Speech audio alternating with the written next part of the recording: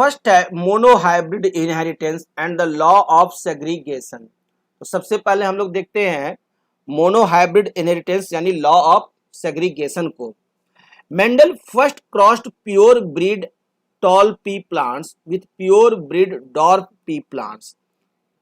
उन्होंने दो प्लांट लिया, एक तो प्योर ब्रीड टॉल प्लांट और दूसरा pure breed dwarf plant, and found that only tall plants were produced in the first generation or F1 generation।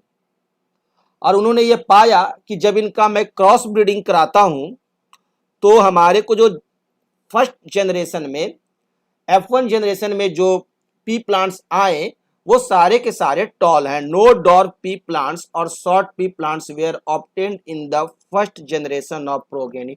First generation में कोई भी हमारा डॉर्फ प्लांट नहीं है। ये देखिए टॉल जो लिया वो कैपिटल टी दोनों है ना, क्योंकि प्योर आपका टॉल प्लांट है, प्योर ब्रीड टॉल प्लांट है, और pure dwarf plant, pure breed dwarf plant दोनों को लिया।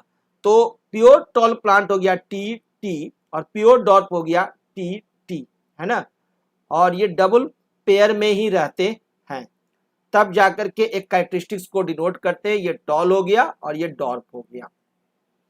अब एक टी यहां से आया और एक स्मॉल टी यहां से आया, है ना, तो आपको बना टी टी। क्लियर?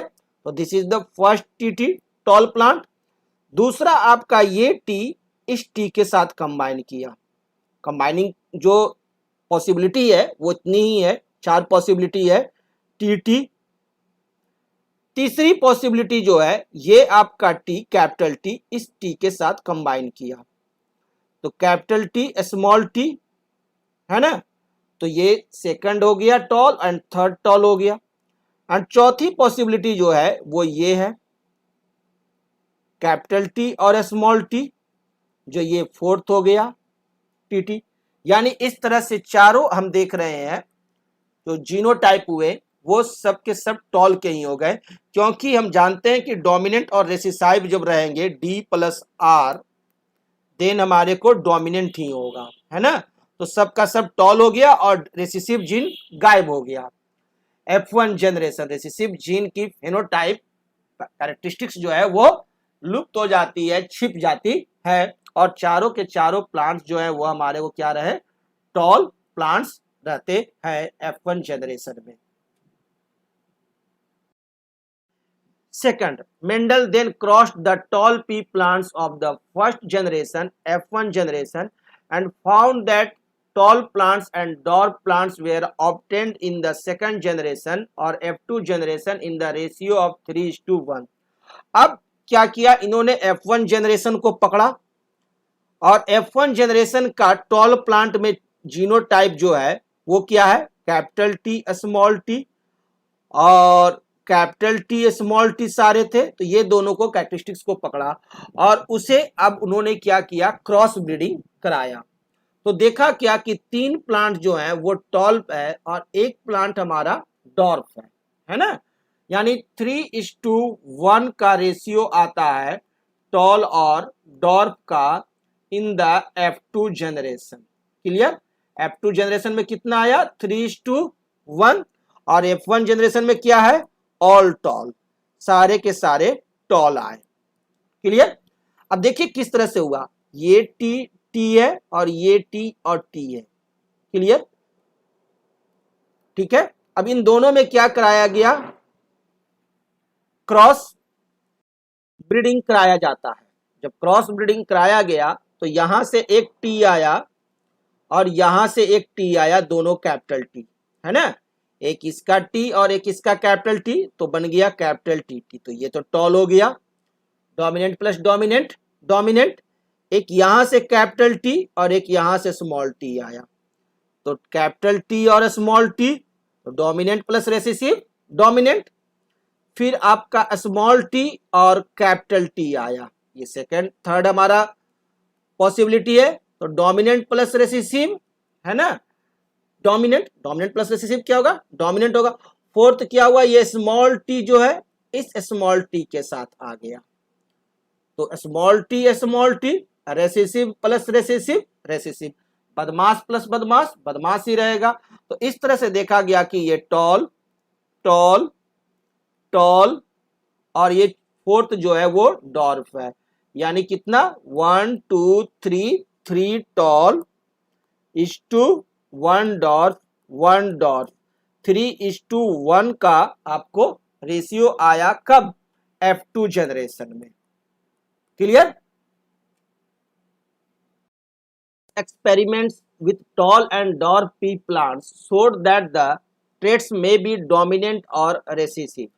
मेंडल्स के एक्सपेरिमेंट ने देखा क्या कि टॉल और डॉर्फ में कि जो हमारा ट्रेट्स है वो या तो डोमिनेंट होगा या दूसरा रेसेसिव है। एक ट्रेट टॉल है तो दूसरा डॉर्फ है, एक डोमिनेंट है और दूसरा रेसेसिव है। इन दो कैरेक्टरिस्टिक्स को उन्होंने आपको ब्रीड करवा करके, क्रॉस ब्रीड करवा करके उन्होंने देखा क्या कि out of A total 1064 P plants 1064 plants लिया पी का ऑफ F2 जनरेशन। कब? F2 जनरेशन में। F2 जनरेशन में मेंडल साहब ने कितने प्लांट्स लिए? 1064 पी प्लांट्स। ये याद रखना है, ये आता है questions. Mendel found that there were 787 tall pea plants. यहां पर इन्होंने पाया क्या कि 787 जो है वो टॉल है एंड 277 डॉर्फ प्लांट्स और 277 डॉर्फ प्लांट्स है। ये डिजिट आपको याद रखना है, इसीलिए मैं इस पर फोकस किया हूं। The ratio of tall plants to dwarf plants come to be 787:277 और ये रेशियो क्या हो गया? 787:277 that is equal to 2.84:1 which is approximately equal to 3:1 जो कि 3:1 के ही इक्वल है। ये उन्होंने एक्सपेरिमेंटली फाउंड किया और the ratio 3:1 is known as monohybrid ratio और इसी रेशियो को 3:1 को ही हम लोग कहते हैं मोनोहाइब्रिड F2 रेशियो। ठीक है, कोई पूछ दे कि मोनोहाइब्रिड F2 रेशियो क्या है तो आप बता सकते हैं ना मोनोहाइब्रिड F2 रेशियो क्या है, क्योंकि F2 रेशियो F2 जनरेशन में हमें आया 3:1, 3 टॉल एंड 1 डॉर्फ। और how many pea plants were taken by Mendel during his F2 generation experiments? Then you will explain 1064। Very good. The results of monohybrid cross enabled Mendel to formulate his first law of inheritance, which is called law of segregation. और ये Mendel साहब का जो monohybrid cross के दौरान जो first generation में और F2 जनरेशन देखा तो इसे इन्होंने नाम दिया क्या? लॉ ऑफ सेग्रीगेशन, या इसी लॉ ऑफ इनहेरिटेंस को क्या कहा उन्होंने? Law of segregation. यानी मोनोहाइब्रिड क्रॉस कराकर F1 और F2 जनरेशन को स्टडी करके उन्होंने दिया क्या? लॉ ऑफ सेग्रीगेशन, या according to Mendel's first law of inheritance. Mendel's first law of inheritance का सेकंड नेम क्या है? बताइए क्या है? Law of segregation. Very good. The characteristics और traits of an organism are determined by internal factors. कोई भी कैरेक्टरिस्टिक्स या ट्रेट्स जो होता है ऑर्गेनिज्म का वो डिटरमाइंड होते हैं किसके द्वारा? इंटरनल फैक्टर्स के द्वारा। ये मेंडल साहब का द्वारा कहा गया। विच अकर इन पेयर्स। उन्होंने जीन का चर्चा नहीं किया क्योंकि उस समय जीन की खोज नहीं हुई थी। जीन के जगह पर वो टर्म क्या यूज करते हैं? Factors. Only one of pair of such factors can be present in a single gamete. सिर्फ एक पेयर ही आपको किसी भी गैमेट्स में मौजूद रहते हैं।